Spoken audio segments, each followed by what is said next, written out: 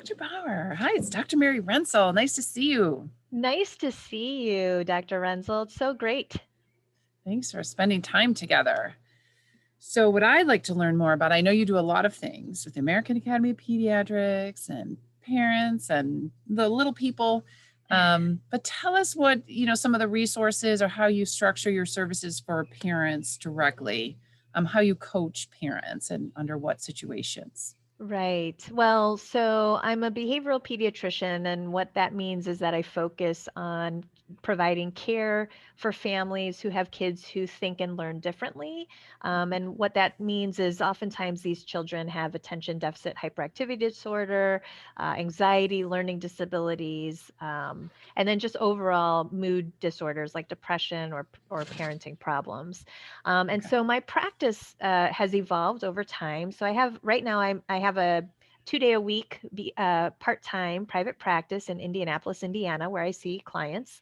And then outside of that, I've done a lot more kind of outside of the clinic walls, which is really exciting to me because I think this information is so needed, especially living in the era that we are with the pandemic and the mental health and behavioral issues that we've seen following kind of the social distancing protocols and remote learning and all of this. Some of the resources that I have include my website, which is letstalkkidshealth.org. And there you'll find some parenting handouts and some jumpstart kits that I'm going to be getting up on there that are meant to help parents start conversations, meaningful conversations with their child.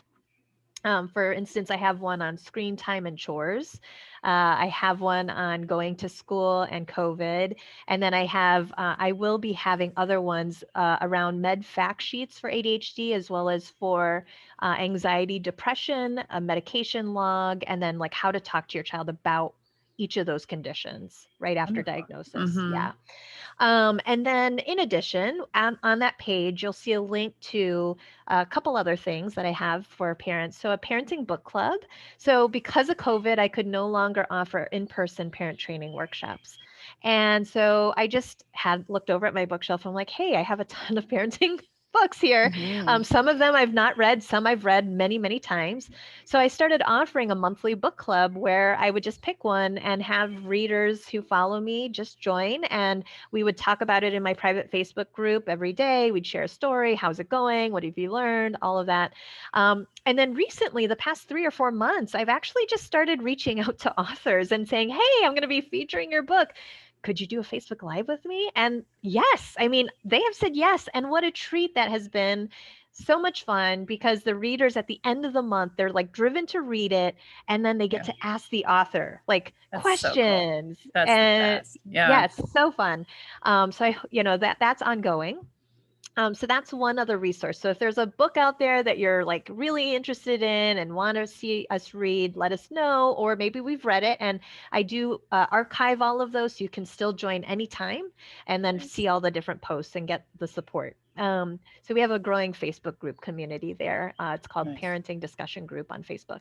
Okay. Um, and then I also do a weekly Facebook Live show. So I started this back in January of this year just because, first of all, I'm an extrovert and I needed connection.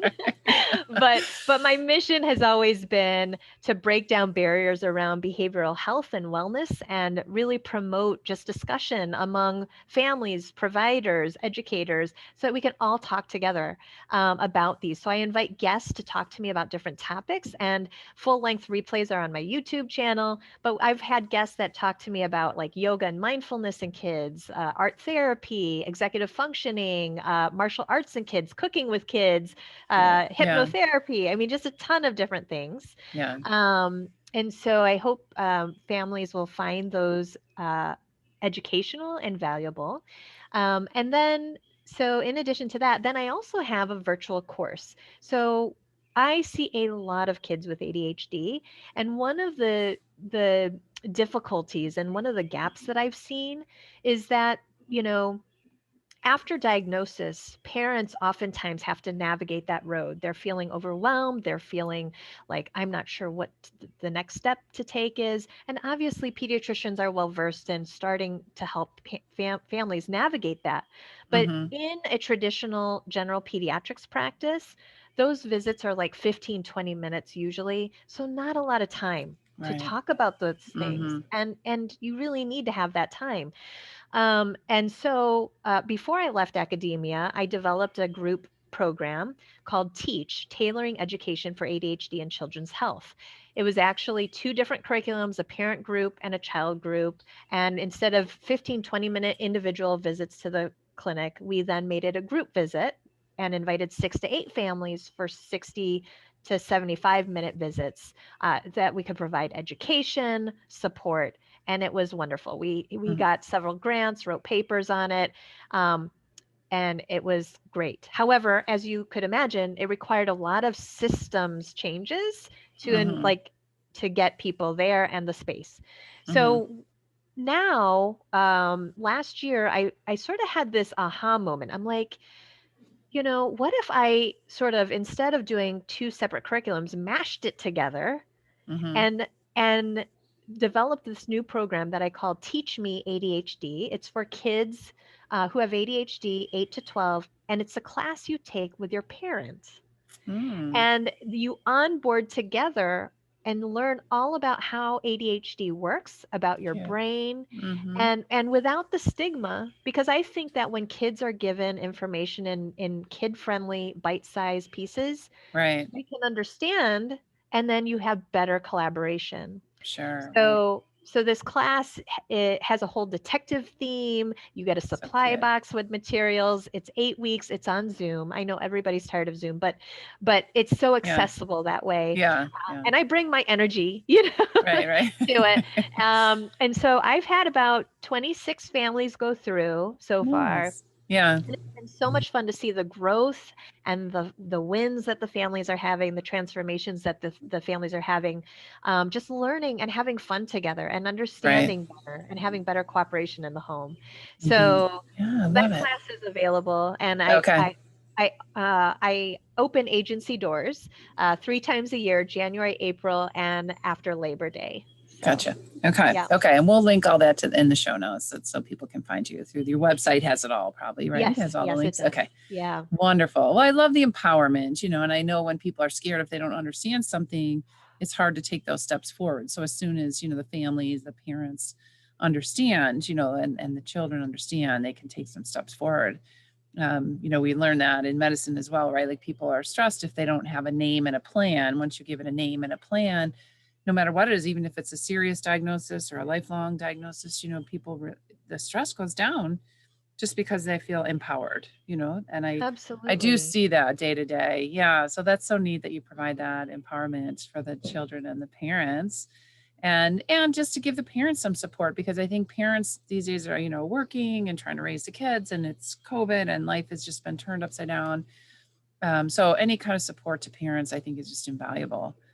So thank you for all that you do. Yeah. Yeah, that group visit, the group model, I fell in love with it and realized the power of the group can do so much more than I can individually. I mean, obviously, as a Yeah. physician, I can help, motivate families to take on change.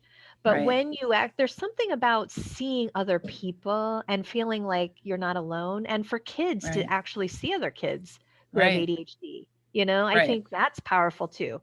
I So, agree. yeah, Yeah, I think like anything, I mean, I think we know as humans, right, that we really like that. We like to know we're not alone. We want to be a part of something, and that we're not isolated and we're not just by ourselves. You have yeah, people that to go through that with, to learn from.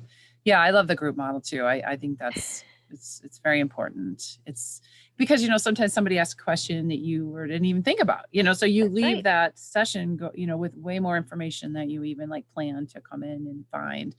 um, yeah, a lot of times, as a provider, you step back and all this magic happens because people are sharing resources. And yeah, it's very Yeah. neat. Yeah, it's very neat.